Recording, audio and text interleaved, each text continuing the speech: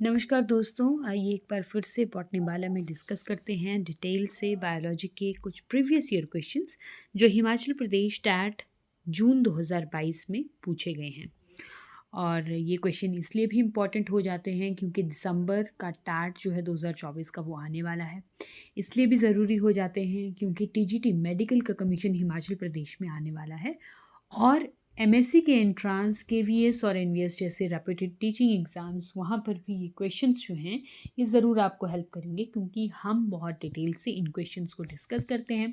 इनके आसपास जो भी क्वेश्चंस बन सकते हैं उनको हम डिस्कस ज़रूर करते हैं। और अगर आपने चैनल को सब्सक्राइब नहीं किया है तो कर लीजिए, बेल आइकन दबा दीजिए ताकि नई वीडियो का नोटिफिकेशन आप तक ज़रूर पहुँचे। और इस वीडियो को लास्ट तक देखें और शेयर करें उन लोगों के साथ जिनके लिए आने वाले टाइम में ये वीडियोस बहुत फ़ायदेमंद हो सकती है। चलिए शुरू करते हैं आज के क्वेश्चंस।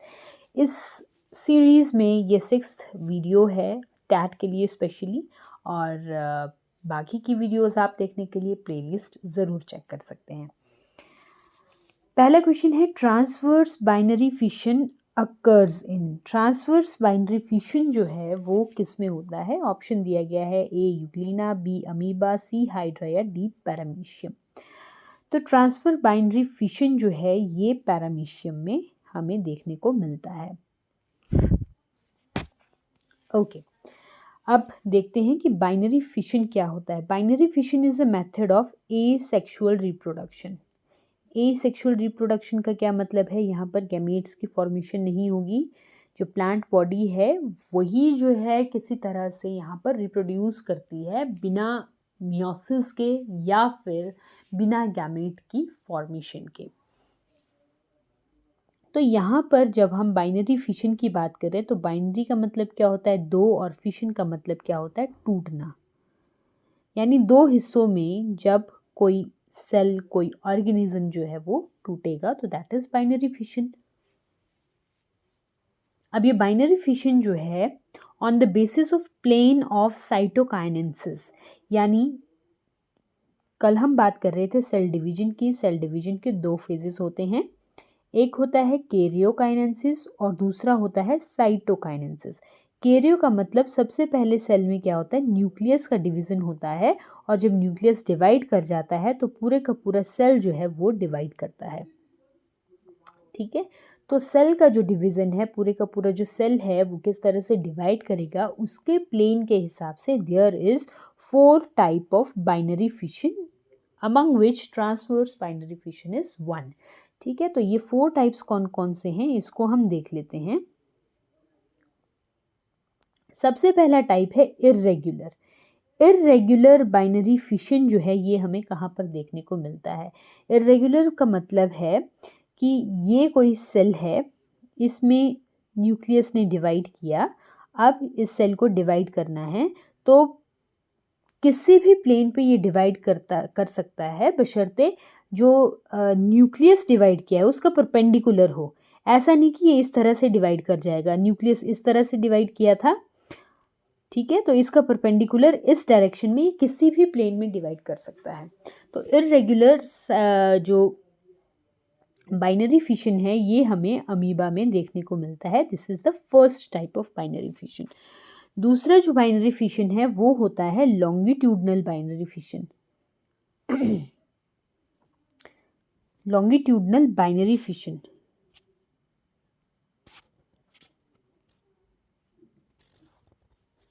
लॉन्गिट्यूडनल बाइनरी फिशन क्या है?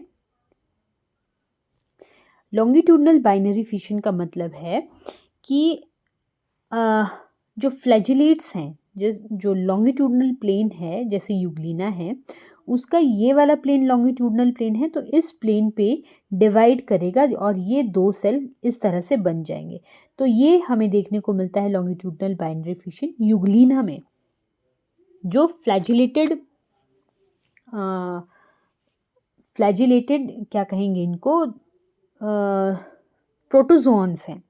फ्लैजिलेटेड प्रोटोजोन्स में हमें ये लॉन्गिट्यूडनल बाइनरी फिशन जो है वो देखने को मिलता है कुछ इस तरह से। ठीक है, नेक्स्ट जो बाइनरी फिशन होता है वो होता है transverse binary fission. This is the third type of binary fission. Transverse binary fission जो है वो सीलिएट्स जो हमारे पास प्रोटोजोआन्स होते हैं जिनमें पैरामीशियम आता है, ठीक है, उसमें हमें देखने को मिलता है। अब पैरामीशियम जो है वो कुछ इस तरह से होता है और हम जानते हैं कि चप्पल की शेप में, और इसके जो बाहर है वो बहुत सारे सीलियास जो हैं वो इस तरह से हमें देखने को मिलते हैं। तो सीलिएट्स प्रोटोजोआन में ट्रांसवर्स बाइनरी फिशन होता है इस तरह से। इस प्लेन में ये बाइनरी फिशन हमें देखने को मिलेगा। एक बाइनरी फिशन होता है oblique binary fission. Oblique binary fission क्या हुआ, which is the last type, oblique binary fission, ये हमें डीनोफ्लैजिलेट्स में देखने को मिलता है। डीनोफ्लैजिलेट्स में ये अगर सेल है तो ओब्लीक कुछ इस तरह से इस प्लेन में ये हमें देखने को मिलेगा। डीनोफ्लैजिलेट्स का अगर एग्जाम्पल देना हो तो सिरेशियम जो है इसका एग्जाम्पल है। बाकी ओब्लीक उतना ज़्यादा एग्जाम में पूछा नहीं गया है। लॉन्गिट्यूडनल और ट्रांसवर्स बहुत बार पूछा गया है। यहाँ पे हाइड्रा भी दिया है, तो हाइड्रा में हमने पढ़ा होगा मुकुलन विधि या बडिंग जो है वो हमें देखने को मिलती है। इसके साथ साथ ईस्ट में भी हमें बडिंग देखने को मिलती है। और बाइनरी फिशन यानी फिशन वाला जो ईस्ट होगा वहाँ पे बाइनरी फिशन हमें जो है वो देखने को मिलती है। अदरवाइज जो ईस्ट है सेक्रोमाइसिस कैरेवेसियाई, वहाँ पर हमें बडिंग देखने को मिलती है। नेक्स्ट क्वेश्चन देखते हैं। Reduction in vascular tissue, mechanical tissue and cuticle is characteristic of. Okay. Reduction in vascular tissue. Vascular tissue का मतलब xylem phloem कम होगा, reduction. Mechanical tissue. Mechanical tissue मतलब जो supporting dead cells tissues जो हमें देखने को मिलता है, sclerenchyma जिसको हम बोलेंगे, वो भी reduced होता है। और cuticle भी reduced होता है। कौन से plants में? ऑप्शन देखते हैं। ए जीरोफाइट, बी मीजोफाइट, सी एपीफाइट, डी हाइड्रोफाइट। तो इसका करेक्ट ऑप्शन देखते हैं। सबसे पहले इसका करेक्ट ऑप्शन है हाइड्रोफाइट्स में। ओके, अब इस क्वेश्चन को डिटेल में देखते हैं। वेस्कुलर टिश्यू रिड्यूस होना मतलब जाइलम और फ्लोएम, यही है वेस्कुलर टिश्यू, ये रिड्यूस्ड फॉर्म में रहेंगे, मतलब उसकी ज़रूरत नहीं है। बेसिकली जो जाइलम है उसकी ज़रूरत नहीं है। अब कोई प्लांट हाइड्रोफाइट यानी पानी में ही रहने वाला प्लांट है तो उसको वेस्कुलर टिश्यू की उतनी ज़्यादा ज़रूरत नहीं है। मैकेनिकल टिश्यू पानी में रहता है तो उसको स्क्लेरेनकाइमेटस टिश्यू की ज़रूरत नहीं है, उसको अपराइट खड़ा नहीं होना है, उसको सनलाइट के लिए लड़ने की ज़रूरत नहीं है, ठीक है, उसको हवा से डरने की ज़रूरत नहीं है, तो वो हाइड्रोफाइट है। वहाँ पर मैकेनिकल टिश्यू भी रिड्यूस्ड फॉर्म में होगा। क्यूटिकल, पानी बहुत अबंडेंटली प्रेजेंट है। क्यूटिकल की ज़रूरत उन प्लांट्स को होती है जहाँ पर पानी की स्कैरसिटी हो, ट्रांसपिरेशन को हमने ब्लॉक करके रखना हो। तो यहाँ पर ट्रांसपिरेशन को ब्लॉक करने की ज़रूरत ही नहीं है, तो यहाँ पर जो क्यूटिकल है वो भी रिड्यूस्ड या ऑलमोस्ट नो की फॉर्म में हाइड्रोफाइट्स में हमें देखने को मिलता है। इसके अलावा हाइड्रोफाइट्स में क्या होता है, जो लीव्स होती हैं वो बहुत बड़ी बड़ी होती हैं। आपने देखा होगा जो कमल के पत्ते होते हैं वो बहुत बड़े बड़े होते हैं। क्यों होते हैं? ताकि सनलाइट को ज़्यादा से ज़्यादा ये एब्जॉर्ब कर पाएँ फोटोसिंथेसिस के लिए। ओके, एरेनकाइमा यहाँ पर प्रेजेंट होता है। एरेनकाइमा का मतलब क्या होता है? ऐसे टिश्यू जहाँ पर स्पेस होगा जिसमें एयर होगी जो उसको बायंसी प्रोवाइड करवाता है, ठीक है। तो बहुत बड़े बड़े स्पेसेस जो हैं, लैकुना जो हैं, वो यहाँ पर प्रेजेंट होते हैं। इसके अलावा जो वेस्कुलर टिश्यू है वो रिड्यूस होगा। जो स्टोमेटा होंगे, क्योंकि जो पत्ते हैं वो लीफ के सरफेस के ऊपर हैं, पानी के सरफेस के ऊपर हैं, लीफ के नहीं, जो पत्ते हैं वो पानी के सरफेस के ऊपर हैं, तो स्टोमेटा नीचे होने का तो कोई तात्पर्य ही नहीं है। स्टोमेटा कहाँ होंगे? हाइड्रोफाइट्स में अपर सरफेस में होंगे, ताकि गैसियस एक्सचेंज जो है वो थ्रू एयर किया जा सके। रूट्स जो होती हैं वो काफ़ी छोटी होती हैं और अगेन जो क्यूटिकल होगा वो पुअरली डेवलप्ड होता है। ये तो रही हाइड्रोफाइट की बात। इसके बाद हम बाकी देख लेते हैं, जैसे ज़ीरोफाइट। ज़ीरोफाइट क्या होते हैं? ज़ीरोफाइट ऐसे प्लांट्स होते हैं जो वाटर स्कैरस कंडीशन, मतलब जहाँ पर पानी की कमी होगी उस जगह पर ग्रो करेंगे। ओपनशिया बहुत अच्छा एग्जाम्पल है, पाइन इसका एग्जाम्पल है, नेरियम इसका एग्जाम्पल है, जिसमें संकन स्टोमेटा हमें देखने को मिलते हैं। तो क्या क्या कैरेक्टरिस्टिक्स होते हैं ज़ीरोफाइट के? एक तो ज़ीरोफाइट में वाटर स्टोरेज ऑर्गन जो है वो हमें मिलेंगे। जैसे वाटर स्टोरेज ऑर्गन में हम ओपनशिया को ले लेते हैं। बहुत जो हमारे कैक्टाई या सुक्यूलेंट्स होते हैं वहाँ पर क्या है, वाटर स्टोरेज के लिए लीव्स या स्टेम्स जो हैं वो मॉडिफाइड होती हैं। क्यूटिकल बहुत थिक होगा। क्यूटिकल कैसा होगा? थिक क्यूटिकल होता है। और स्टोमेटा जो होते हैं वो संकन होते हैं, sunken stomata along with stomatal hairs. अगर ये स्पेशल वर्ड आए sunken stomata and stomatal hairs, तो नेरियम वहाँ पर आपको ऑप्शन आ सकता है, आप नेरियम को टिक करोगे। पाइन नीडल्स में हमें संकन स्टोमेटा देखने को मिलते हैं। इसके अलावा जो पाइन नीडल्स होती हैं वो कैसी होती हैं? काफ़ी बारीक होती हैं, निडल शेप्ड में होती हैं। तो निडल शेप में जो प्लांट्स होंगे वो ज़्यादातर कैसे होते हैं? बेसिकली सरफेस एरिया जो है वो जितना ज़्यादा रिड्यूस होगा उतना ही ज़्यादा क्या होगा, ट्रांसपिरेशन कम होगा। और रूट सिस्टम जो होगी वो बहुत ज़्यादा लंबे रूट्स जो हैं वो हमें ज़ीरोफाइट्स में देखने को मिलती हैं, और जो ग्रोथ रेट होता है वो बहुत स्लो होता है। ठीक है, ये ज़ीरोफाइट्स के कैरेक्टर हैं। मीज़ोफाइट मोस्टली जो हमें प्लांट्स देखने को मिलते हैं, नॉर्मल पानी चाहिए, बहुत ज़्यादा पानी नहीं चाहिए, बहुत कम पानी भी नहीं होना चाहिए, नॉर्मल पानी होना चाहिए। नॉर्मल जो लोअर सरफेस की जो लीव्स होती हैं, लीव्स का जो लोअर सरफेस है वहाँ पे हमें स्टोमेटा देखने को मिलेगा। लीव्स काफ़ी बड़ी होती हैं, ब्रॉड होती हैं, रूट हेयर जो हैं वो अबंडेंटली प्रेजेंट होते हैं। रूट्स वेल डेवलप्ड होती हैं, उनमें रूट कैप भी प्रेजेंट होती है, रूट हेयर भी प्रेजेंट होते हैं। वेस्कुलर टिश्यू बहुत अच्छे से डेवलप्ड हुआ होता है। क्यूटिकल काफ़ी गुड क्वांटिटी ऑफ क्यूटिकल या good thickening of cuticle that is present. और जो वेस्कुलर टिश्यू अगेन वो तो काफ़ी अबंडेंटली प्रेजेंट होते ही हैं मीज़ोफाइट में। ठीक है, नॉर्मल कंडीशंस में जो प्लांट होते हैं। एपीफाइट, एपी का मतलब क्या हुआ? जो दूसरे प्लांट्स के ऊपर प्लांट ग्रो कर रहे हैं। But epiphyte are different from parasite. ये क्वेश्चन हमने टीजीटी वाली सीरीज में डिस्कस किया है बहुत डिटेल के साथ, तो एक बार फिर से हम इसको डिस्कस कर लेते हैं। एपीफाइट जो है वो पैरासाइट से डिफरेंट होते हैं। क्यों? जो पैरासाइट होते हैं ये भी दूसरे प्लांट के ऊपर ग्रो कर सकते हैं, और जो एपीफाइट होते हैं वो तो ग्रो करते ही हैं दूसरे प्लांट के ऊपर। लेकिन जो पैरासाइट होंगे ना, ये न्यूट्रिशन के लिए इस दूसरे प्लांट, जो होस्ट प्लांट है, उसके ऊपर कंप्लीटली डिपेंडेंट होते हैं, और उसको मतलब जैसे जूं खून चूसती है वैसे ही ये उस होस्ट प्लांट को क्या करते हैं, न्यूट्रिशन वहाँ से एब्जॉर्ब करते हैं। अगर हम एपीफाइट्स की बात करें तो बेशक ये दूसरे प्लांट्स के ऊपर ग्रो कर रहे हैं, but they do not absorb the nutrition from there. They just take shelter of that plant, but they don't get nutrition from the host plant. Got it? So इसलिए ये क्या है, एपीफाइट्स हैं। अब ये क्योंकि एपीफाइट्स हैं, ये न्यूट्रिशन उस प्लांट से ग्रो नहीं ऑब्टेन नहीं कर रहे हैं, तो इनके पास स्पेशल टिश्यू होता है जिसको हम बोलते हैं वेलामेन लेयर। वेलामेन लेयर, और ये इनकी एरियल रूट में प्रेजेंट होता है। ठीक है, जैसे वेंडा है, ऑर्किड्स होते हैं, वेंडा इसमें बहुत अच्छा एग्जाम्पल है।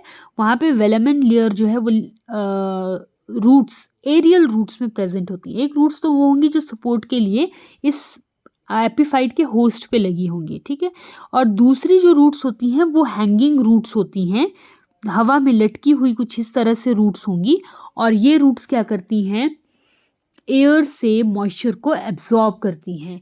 रेन होगी, यहाँ से ह्यूमिडिटी होगी, उसको एब्जॉर्ब करेंगी। एयर में जो भी ह्यूमिडिटी है उसको एब्जॉर्ब करेंगी, जो कार्बन डाइऑक्साइड होगी उसको एब्जॉर्ब करेंगी। ठीक है, तो जो भी न्यूट्रिशन उनको चाहिए बेसिकली वो हवा से लेती हैं, ये वेलामेन लेयर। तो ये एपीफाइट का बहुत इम्पॉर्टेंट एक अडेप्टेशन है। और ऑर्किड्स जो हैं वो बहुत सारे ऑर्किड्स जो हैं वो एपिफाइट होते हैं। इसके अलावा जो एपिफाइट्स होते हैं इनके फ्लावर्स जो हैं वो बहुत सुंदर होते हैं। बहुत सुंदर, ये किसी न किसी दूसरी चीज़ को कॉपी करने की कोशिश करते हैं और इतने सुंदर होते हैं, इसीलिए जो इंसेक्ट पॉलिनेटर्स हैं वो इन पे अट्रैक्ट होते हैं। तो ये था ज़ीरोफाइट, मीज़ोफाइट, एपिफाइट और हाइड्रोफाइट्स की डिटेल। नेक्स्ट क्वेश्चन देखते हैं। Cell theory is not applicable for option number 4 D. Virus जो है वो इसके लिए सही हो जाता है। क्यों? क्योंकि वायरस को जो है ना हम सेल मानते हैं, ना ये लिविंग बीइंग में है, ना ये नॉन लिविंग बीइंग में है। Basically it's an entity. अब लिविंग क्यों नहीं है? क्योंकि ये एक सेल्यूलर स्ट्रक्चर नहीं होता है। वायरस क्या होता है? Virus is a protein code और उसके अंदर क्या होता है? जेनेटिक मटेरियल, इधर इट इज़ डीएनए और आरएनए। ठीक है, तो ये एक वायरस की असेंबलेज होती है। कोई राइबोसोम नहीं है, कोई माइटोकॉन्ड्रिया नहीं है, गोल्गी बॉडी नहीं है, न्यूक्लियस नहीं है, सेल वॉल नहीं है, सेल मेम्ब्रेन नहीं है, तो हम इसको सेल कैसे कहें? ठीक है, तो वायरस को हम सेल थ्योरी में कंसीडर नहीं करते हैं, इसको लिविंग एंटिटी कंसीडर नहीं कर, लिविंग ऑर्गेनिज्म कंसीडर नहीं करते हैं और इसको एंटिटी कंसीडर किया जाता है which behave as non living organism outside the living organism और एज ए केमिकल बिहेव करेगा। और जैसे ही इसको लिविंग ऑर्गेनिज्म, इसका होस्ट मिल जाता है, तो ये स्टार्ट कर देता है अपनी मशीनरी को यूज़ करना और अपनी मशीनरी को यूज़ करके ये होस्ट के जो क्रोमोसोम्स हैं, डीएनए है, उसका जो मशीनरी है उसको ले लेता है और फिर अपनी सुविधा के हिसाब से काम करता है। ठीक वैसे ही जैसे हमारे फ़ोन पे वायरस आ जाते हैं, है ना। अब देखते हैं कि सेल थ्योरी क्या बोलती है। सेल थ्योरी बेसिकली 3 स्टेटमेंट्स हैं। शिल्डन, श्वान और वर्शो 3 साइंटिस्ट थे और 3 स्टेटमेंट्स हैं ये। पहली स्टेटमेंट बोलती है कि cell is the basic structural and functional unit of life, यही बोलता है।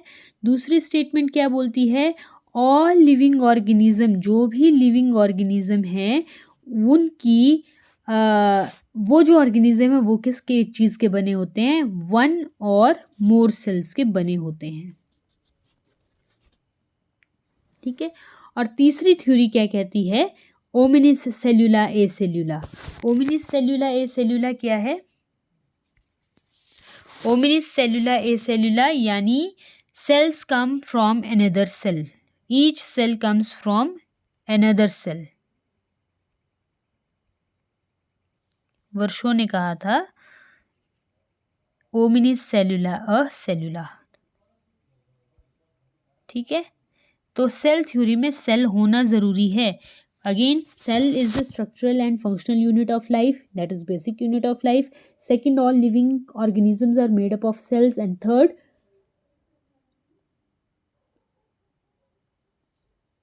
Cell comes from another cells. ठीक है, ये है सेल थ्योरी। नेक्स्ट क्वेश्चन देखते हैं। Who proposed the chemical evolution of life? तो केमिकल इवोल्यूशन की केमिकली जो है वो लाइफ इवॉल्व हुई है, ये किसने कहा था? तो डार्विन जो हैं इनको हम जानते हैं नेचुरल सिलेक्शन के लिए, सर्वाइवल ऑफ फिटेस्ट के लिए। लेमार्क यूज एंड मिसयूज की थ्योरी। ठीक है, जिराफ ने अपनी गर्दन, जिराफ का जो खाना था वो पेड़ों पर बहुत ऊंचा ऊंचा होता था, इसलिए वो जिराफ जो है वो उसकी गर्दन जो है वो लंबी हो गई। ठीक है, तो यूज़ एंड मिसयूज़ की कहानी जो है वो लेमार्क बोलता है। डार्विन नेचुरल सिलेक्शन की बात करता है, सर्वाइवल ऑफ फिटेस्ट की बात करेगा। जो साम दाम दंड भेद लगा सकता है वही आगे बढ़ेगा। वैसी ही हमारी तैयारी भी होनी चाहिए। साम दाम दंड और भेद जो लगा सकता है वो नौकरी को पा जाएगा। लेकिन क्योंकि ये टीजीटी या टैट का पेपर है, यहाँ पर सिर्फ साम से काम चल जाएगा, दाम दंड और भेद की यहाँ पर कोई ज़रूरत नहीं है। आप अगर बिल्कुल अपनी निष्ठा से तैयारी करते हो तो टैट क्वालिफाई किया जा सकता है। और उसके बाद क्लास थ्री की जो भी पोस्ट हैं उसके लिए जो भी सिलेक्शन का प्रोसीजर है वो बिल्कुल फेयर है, जिसके अच्छे मार्क्स होंगे, जो टॉप में मार्क्स करेगा, ठीक है, टॉप जिसके रैंक होंगे वही जो है वो सिलेक्शन उसकी होती है। अगेन सर्वाइवल ऑफ फिटेस्ट जो है वो यहाँ पर भी चलता है। ऑपेरिन एंड हेल्डन जो है ये है इस क्वेश्चन का सही आंसर, जो हम भटक गए थे अभी। Who propose the chemical evolution of life, so ये है Oparin and Haldane. Oparin and Haldane ने ही प्रपोज किया था केमिकल इवोल्यूशन ऑफ लाइफ। इन्होंने क्या कहा था कि पहले जो नेचर था, अर्थ का एटमॉस्फेयर था वो रिड्यूसिंग था, ऑक्सीजन एब्सेंट थी वहाँ पर। धीरे धीरे वहाँ पर जो जैसे वाटर वेपर है, ठीक है, वाटर वेपर के साथ बहुत सारे हाइड्रोजन जो गैस है वो वहाँ पर प्रेजेंट है। तो ये जो रिड्यूसिंग एनवायरनमेंट यहाँ पर था, इसी से आगे चलकर जो केमिकल्स हैं वो धीरे धीरे एग्रीगेट होते गए, बड़े बड़े केमिकल्स बनते गए, नए नए कॉम्बिनेशंस जो हैं वो बनते गए, और अल्टीमेटली एक लिविंग सेल जो है जिसको हम प्रोबायोंट कहते हैं वो बना। और फिर उससे आगे चलकर हमें unicellular organelles, multi cellular organelles, और आज जो हम एडवांस्ड एनिमल्स देखते हैं वहाँ तक हम पहुँच पाए हैं। तो chemical evolution of life Oparin and Haldane ने दिया है। नेक्स्ट क्वेश्चन देखते हैं। Other than spreading malaria, Anopheles mosquitoes are also the vector of. Anopheles mosquito और किस चीज़ का वेक्टर है? तो ये जो एनोफिलीज मॉस्किटो होता है, फीमेल एनोफिलीज मॉस्किटो रादर, ये फाइलेरियासिस को भी कॉज करते हैं। फाइलेरियासिस किससे होता है? फाइलेरियासिस होता है वुचरेरिया बेनक्रॉफ्टी से, which is a nematode. Wuchereria बेनक्रॉफ्टी से फाइलेरियासिस होता है। और ये बुचरेरिया बेनक्रॉफ्टी जो है इसको स्प्रेड कौन करता है, इसका ट्रांसमिटिंग एजेंट कौन सा है, इसका वेक्टर कौन सा है? तो वो जो हैं अलग अलग मॉस्किटोज हो सकते हैं, लेकिन मेनली एनोफिलीज मॉस्किटो है। अदरवाइज क्यूलेक्स मॉस्किटो और एडीज मॉस्किटो जो हैं वो भी इस डिजीज़ को स्प्रेड करते हैं। यहाँ पर ऑप्शन दिया गया है डेंगू फीवर का, डेंगू या डेंगी जिसको बोलते हैं। तो ये जो डेंगू है ये वायरल एक डिजीज़ है, और ये जो स्प्रेड करता है एडीज मॉस्किटो करता है। एनसेफेलाइटिस होता है इन्फ्लेमेशन ऑफ ब्रेन, सिर का फूल जाना, ब्रेन का फूल जाना, दिमाग का फूल जाना, ठीक है, मस्तिष्क ज्वर इसको हिंदी में कहते हैं। और ये अलग अलग चीज़ों की वजह से हो सकता है, ये वायरल हो सकता है, फंगल हो सकता है, बैक्टीरियल हो सकता है, कुछ भी हो सकता है। ये येलो फीवर की बात यहाँ पर की है, तो येलो फीवर जो है ये भी वायरल है, और ये भी जो है ये एडीज मॉस्किटो जो है, AEDES, एडीज मॉस्किटो, इसके थ्रू फैलता है येलो फीवर। इसके अलावा दो बहुत इम्पॉर्टेंट डिजीज़ हैं जो बार बार एग्ज़ाम में पूछी जाती हैं। एक है अफ्रीकन स्लीपिंग सिकनेस कौन कॉज करता है? स्लीपिंग सिकनेस कौन कॉज करता है? ट्रिपैनोसोमा। और इसको जो वेक्टर है ट्रिपैनोसोमा को इन्फेक्टेड ऑर्गेनिज्म से हेल्दी ऑर्गेनिज्म या हेल्दी ह्यूमन तक जो लेके जाता है वो है सिट्सी फ्लाई।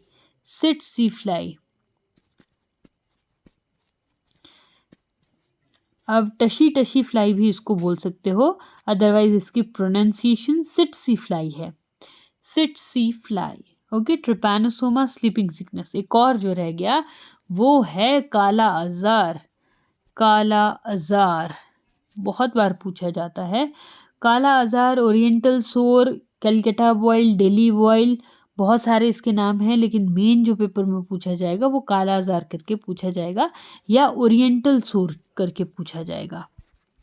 ओरिएंटल सोर, ठीक है। तो ये कॉज करता है लिशमानिया। लिशमानिया कॉज करता है, और लिशमानिया को कौन स्प्रेड करता है? लिशमानिया को स्प्रेड करता है सैंड फ्लाई, जिसको हम बोलते हैं फ्लैबोटोमस। सैंड फ्लाई या फ्लैबोटोमस। डन। नेक्स्ट क्वेश्चन देखते हैं। Main function of insulin hormone is to increase glycogen in liver, decrease glycogen in liver, increase blood sugar, decrease blood sugar. तो इंसुलिन का जो मेन फंक्शन है वो है ब्लड शुगर को डिक्रीज करना। हालांकि थोड़ी सी एम्बिग्यूटी इस क्वेश्चन में ये है कि ब्लड शुगर अगर डिक्रीज हो रहा है तो लीवर में ग्लाइकोजन जो है वो इंक्रीज होगा, लेकिन मेन हम यहाँ पर यही लेकर चलते हैं कि ये ब्लड शुगर को डिक्रीज करता है। अब ब्लड शुगर को ये डिक्रीज कैसे करता है? सबसे पहला काम तो इंसुलिन का क्या है, जैसे ही हमारे ब्लड में शुगर गया, हमने खाना खाया, ठीक है, और जो शुगर है, कार्बोहाइड्रेट्स हैं, वो एब्जॉर्ब हुए, हमारे ब्लड स्ट्रीम में चले गए। ब्लड में शुगर लेवल बहुत ज़्यादा हो गया, एनर्जी का सोर्स है ना, तो इंसुलिन एक्टिव हो गया। कहाँ से निकलता है? Beta cells of islets of Langerhans pancreas में। Beta cells of islets of Langerhans, ठीक है, वहाँ से इंसुलिन निकला। एंडोक्राइन हार्मोन है, इंसुलिन निकला, ब्लड में फैल गया। जैसे ही ब्लड में फैला तो उस ब्लड के कांटेक्ट में जो भी सेल्स हैं, सारे ही सेल्स होते हैं ऑफ कोर्स, तो वो सेल्स जो है, ये इंसुलिन उन सेल्स को सिग्नल भेजता है और उनको बोलता है कि Uptake the blood sugar, Uptake blood sugar. सारी की सारी जो ब्लड शुगर है वो कोशिश करती है कि उन सेल्स में चली जाए, और जब वो ब्लड जो शुगर है वो सेल्स ने ले ली, ठीक है, सेल्स ने खरीद ली, ले ली, तो यहाँ पर क्या होगा? ब्लड शुगर अपने आप डिक्रीज हो जाएगा। तो ये काम क्या है? इंसुलिन का है। अब जो कई बार ऐसा होता है कि बहुत सारी शुगर है, सेल्स ने ले ली, उनको अभी और ज़्यादा ज़रूरत नहीं है, still there is enough blood sugar, तो क्या है, ये ग्लाइकोजन में कन्वर्ट, लिवर में ग्लाइकोजेनेसिस, ठीक है, उसको ये क्या करेगा? प्रमोट करेगा। तो ये तो सेकेंडरी फंक्शन है, बट पहला फंक्शन क्या है? ब्लड शुगर को डिक्रीज करना बाय मेकिंग द सेल्स और sensitising the cells to uptake the blood sugar. इसका उल्टा भी होता होगा, कई बार हमारे ब्लड में शुगर कम हो गया, लीवर में ग्लाइकोजन स्टोर पड़ा हुआ है, मान लो आप फास्ट कर रहे हैं, पूरा दिन कुछ नहीं खाया है, तो बॉडी को ग्लूकोज कहाँ से मिलेगा? बॉडी ग्लूकोज कहाँ से लेती है? जो स्टोर किया हुआ है, ठीक है। तो ग्लूकागॉन एक हार्मोन है जिसका एंटागोनिस्टिक इफेक्ट है इंसुलिन पे, ग्लूकागॉन। और ग्लूकागॉन कौन सिक्रीट करता है? Alpha cells of islets of Langerhans in pancreas. देखो, पेनक्रियाज में ही दोनों हार्मोन सिक्रीट हो रहे हैं और दोनों का एक दूसरे के बिल्कुल उल्टा फंक्शन है। इंसुलिन ब्लड शुगर को कम करता है, और ये जो ग्लूकागॉन है ये बोलता है कि ब्लड शुगर में ग्लूकोज गो, ठीक है, इंक्रीज करता है ब्लड शुगर को। कैसे? ग्लाइकोजन जो है उसको डिक्रीज करके। This glucagon initiates glycogenolysis, glycogen की ब्रेकडाउन को ये क्या करता है? इनिशिएट करता है, जिसकी वजह से ग्लाइकोजन कन्वर्ट्स इनटू ग्लूकोज, और फिर बॉडी जो है उस ग्लूकोज को अगेन लेती है, इंसुलिन जो है वो अगेन उस पर काम करता है। डन जी। नेक्स्ट क्वेश्चन देखते हैं। A fat soluble vitamin that regulates blood clotting is, option देखते हैं, विटामिन ए, के, सी और डी, नियासिन। तो विटामिन के जो है ये हमारी गट में जो हमारे गट फ्रेंडली बैक्टीरिया है वो बनाते हैं। और गट बेसिकली अगर बोले तो इंटेस्टाइन, ठीक है। तो विटामिन के जो है यही रेगुलेट करती है हमारी ब्लड क्लॉटिंग को। इस विटामिन को फाइलोक्विनोन कहा जाता है अगर ये नेचुरली प्रेजेंट है। और नेचुरली प्रेजेंट होने का मतलब नेचर में जो विटामिन के प्रेजेंट है उसको फाइलोक्विनोन कहा जाता है। और जो हमारी बॉडी में हमारी इंटेस्टाइन में जो गट्स हैं वो बनाते हैं उसको, तो उसको मेनाक्विनोन कहा जाता है, मेनाक्विनोन, ठीक है, फाइलोक्विनोन। विटामिन ए जो है इसको रेटिनॉल कहा जाता है। ये आइज़ के हेल्थ के लिए बहुत ज़्यादा ज़रूरी है। फैट सॉल्यूबल, अच्छा, विटामिन्स जो होती हैं ये फैट सॉल्यूबल होती हैं और वाटर सॉल्यूबल होती हैं। फैट सॉल्यूबल में हमारे पास आता है ए, डी, ई और के। और वाटर सॉल्यूबल में फिर कौन कौन से आ गए? वाटर सॉल्यूबल में रह गई बी, सी, ठीक है, ये बी कॉम्प्लेक्स और सी ये जो हैं वाटर सॉल्यूबल होती हैं। अभी अगर हम बात करें विटामिन ए की, इसको अगेन रेटिनोल कहा जाता है, ठीक है। विटामिन डी जो है इसको कैल्सिफेरोल कहा जाता है बोन्स के लिए, और कैल्शियम आयन की जो रेगुलेशन है बॉडी में उसके लिए ये कैल्सिफेरोल बहुत ज़्यादा इंपॉर्टेंट है। कैल्शियम के एब्जॉर्प्शन के लिए विटामिन डी होना बहुत ज़्यादा ज़रूरी है। विटामिन ई जो है इसको टोकोफेरोल कहा जाता है, और हम ये एक किस्म का फैट सॉल्यूबल एंटीऑक्सीडेंट है। एंटीऑक्सीडेंट का मतलब क्या है? जो हमारी बॉडी को ऑक्सीडेशन से बचाता है। बहुत ज़्यादा ऑक्सीडेशन अगर हमारी बॉडी में हो जाएगा तो बहुत सारी वैरायटी ऑफ डिजीज़ेस जो हैं वो हमारी बॉडी में होती हैं, जिसमें कैंसर है, एजिंग है, सेनिसेंस है। हमारे सेल्स जो हैं वो बहुत ज़्यादा वियर एंड टियर शो करते हैं अगर एंटीऑक्सीडेंट प्रेजेंट नहीं होंगे तो। इसलिए आपने देखा होगा विटामिन ई और विटामिन सी के सीरम्स जो हैं वो आजकल बहुत ज़्यादा कॉस्मेटिक्स में यूज़ किए जाते हैं। स्किन को ग्लोई बनाते हैं, हमारे स्किन का जो टेक्सचर है उसको टाइट रखते हैं। एंटी रिंकल जो है ये एंटीऑक्सीडेंट्स काम करते, कुछ इस तरह से चीज़ें जो है वो आपने सुनी होंगी, ठीक है। फर्टिलिटी के लिए बहुत अच्छा है, और अगेन स्किन, हेयर, इसके लिए भी ये बहुत ज़्यादा अच्छा है। विटामिन ई बहुत सारे फंक्शंस होते हैं लेकिन मेन यही फंक्शन है। विटामिन के को तो हमने जान ही लिया कि ये बहुत ज़्यादा ज़रूरी है कार्डियोवैस्कुलर हेल्थ के लिए भी, बोन के हेल्थ के लिए भी, और ब्लड क्लॉटिंग के लिए तो ये बहुत ज़्यादा ज़रूरी है ही है। विटामिन बी कॉम्प्लेक्स में बहुत सारी विटामिन्स आती हैं, जिसमें से B1 थायमिन बोलते हैं, B2 को राइबोफ्लाविन बोलते हैं, B3 को नियासिन बोलते हैं जो यहाँ पर दिया गया है ऑप्शन में, B3 niacin, B6 pyridoxine, B7 जो है वो बायोटिन होता है, B9 को फॉलिक एसिड कहा जाता है जो बहुत ज़्यादा इम्पॉर्टेंट है। अगर प्रेग्नेंट जो लेडीज़ हैं, प्रेग्नेंट जो महिलाएं हैं, वो अपने फूड में अच्छी मात्रा में फॉलिक एसिड नहीं लेती हैं in the initial stage of their pregnancy, first trimester में, तो बच्चों को जो ओठ कटने वाली बीमारी होती है जिसको क्लेफ्ट कहते हैं वो बहुत कॉमन होती है। हमारी जो रीढ़ की हड्डी होती है वो क्लेफ्ट होती है। कुबड़ वाली जो बीमारियां होती हैं वो इस फॉलिक एसिड की वजह से, कमी की वजह से होती हैं।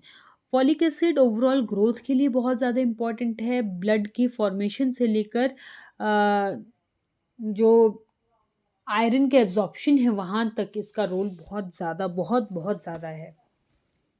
ओवरऑल ग्रोथ के लिए बहुत ज़्यादा इम्पॉर्टेंट है। ये B9 था, और B12 को साइनोकोब्लामिन भी कहा जाता है, ठीक है। B12 को साइनोकोब्लामिन कहा जाता है।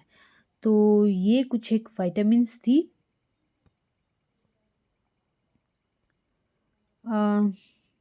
Vitamin C is also an antioxidant, ठीक है, और वुंड हीलिंग में जो है बहुत ज़्यादा रोल ये प्ले करता है।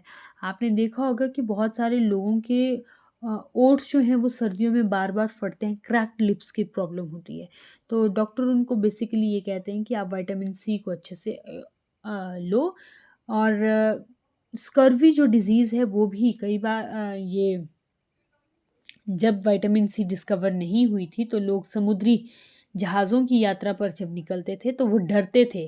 क्यों? क्योंकि ये एक वाटर सॉल्युबल विटामिन है और ये निकल जाएगी, तो उन लोगों में ओठ जो हैं वो कटना शुरू हो जाते थे, वहाँ से खून निकलना शुरू हो जाता था और वुंड्स जो हैं वो बहुत जल्दी हील नहीं होते थे, तो दैट इज़ स्कर्वी।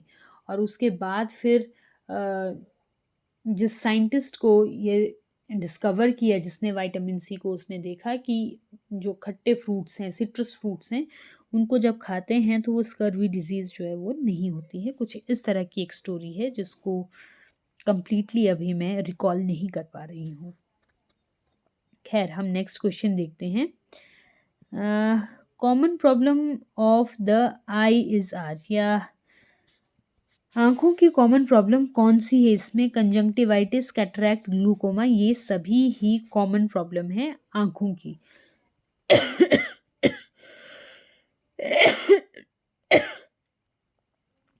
आईज़ बहुत इम्पोर्टेंट पार्ट है हमारी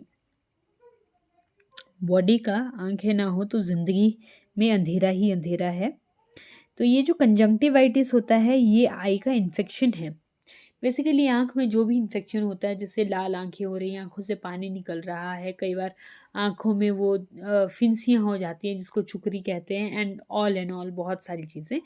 तो नॉर्मल जो इन्फेक्शन होता है उसको हम आई इन्फेक्शन कहते हैं। ये अ, बहुत सारे इसके लिविंग ऑर्गेनिज्म कॉज भी कर सकते हैं इसको, और एबायोटिक कंपोनेंट्स जो होते हैं वो भी बहुत सारे इसको कॉज कर सकते हैं, इरिटेंट्स जिसको कहते हैं। कैटरैक्ट, मोतियाबिंद। कैटरैक्ट जो है ये क्या है? आई का जो लेंस है, हमारी आँखों के जो लेंस हैं वो जब धुंधले पड़ जाते हैं, ठीक है, दूधिया हो जाते हैं, तो फिर वो हमें देखने में दिक्कत करते हैं, हम अच्छे से देख नहीं पाते हैं, तो वो क्या है? मोतियाबिंद है। ग्लूकोमा या ग्लाउकोमा, ग्लाउकोमा क्या है? बेसिकली इस लेंस से पीछे जो है जहाँ पर रेटिना है, ये रेटिना फोटो रिसेप्टर का काम करता है, और आगे चलकर ये सारे के सारे जो सेल्स हैं यहाँ पे, रॉड्स एंड कोन्स, वो इकट्ठा होके एक नर्व फाइबर की फॉर्मेशन करते हैं। ये नर्व जब डैमेज हो जाएगी किसी वजह से, कोई भी वजह हो सकती है, सडन शॉक हो सकता है, आँखों में पानी, ये जो फ्लूइड है ये बहुत ज़्यादा हो जाएगा तो आँखों पे प्रेशर पड़ सकता है, जिसकी वजह से ये नर्व का जो डैमेज है वो हो जाएगा। नर्व डैमेज हो जाएगी, आँख तो आपकी पूरी तरह से ठीक लग रही है, लेकिन नर्व ही डैमेज हो गई है, तो सिग्नल ही जब ब्रेन तक नहीं जा रहा है तो ब्रेन कैसे परसीव करेगा कि आपको क्या दिखाई दे रहा है, ठीक है? तो ये कॉर्ड जो है, नर्व कॉर्ड जो नर्व है, हमारी सेंसरी नर्व है, ऑप्टिक नर्व है, इसके डैमेज की वजह से ये ग्लाउकोमा जो है ये होता है, और बहुत अलग-अलग तरह के रीज़न इसके हो सकते हैं। तो ये तीनों ही प्रॉब्लम्स जो हैं ये आँखों की कॉमन प्रॉब्लम है। इसके अलावा मायोपिया होता है, हाँ, हाइपर मायोपिया, प्रेस बायोपिया भी एक डिज़ीज़ होती है आँख की, ठीक है? फार साइटेडनेस होता है, नियर साइटेडनेस होता है, तो ये तो चश्मे से ठीक की जा सकती हैं। आजकल लेंस और लेज़र जो है वो भी आँखों की बहुत सारी दिक्कतों को दूर कर देते हैं। और आइज़ का जो कॉर्निया है उसको बहुत कॉमन उसकी एक सर्जरी होती है, और किसी तरह का ब्लड ट्रांसप्लांटेशन, ब्लड की मैचिंग जो है वो नहीं करनी पड़ती है, क्योंकि इस पार्ट तक जो है वो ब्लड नहीं पहुंचता है, और इसको नॉर्मली बहुत अच्छे से आई का क्या है ऑपरेशन यहाँ पर किया जा सकता है। तो ये था आज का लास्ट क्वेश्चन। मिलते हैं अब नेक्स्ट वीडियो में, तब तक के लिए नमस्कार।